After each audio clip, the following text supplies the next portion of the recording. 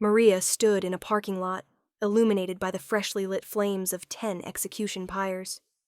Cries of terror, panic, and pleading rose from the straining throats of those she had randomly selected to martyr.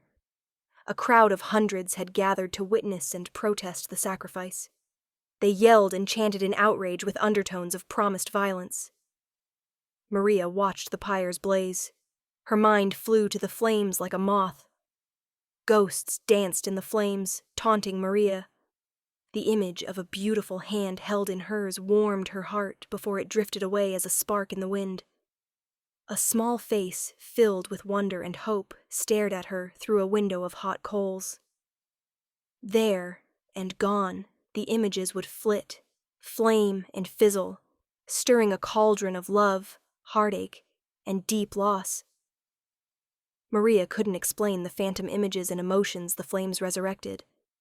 They held a texture of familiarity.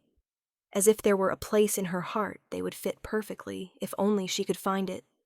She often wondered if they were memories of a time before the core, a time lost to her. The executions never lasted long enough for her to find her answers, if there were any to be found.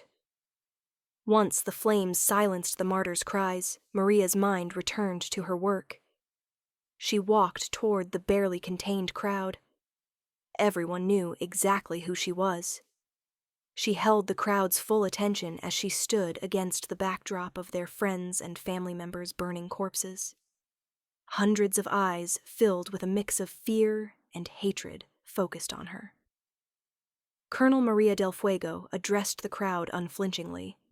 "Citizens of New Hartford, you have 24 hours to turn over the dissidents responsible for the bombing of the New Republic's judicial building.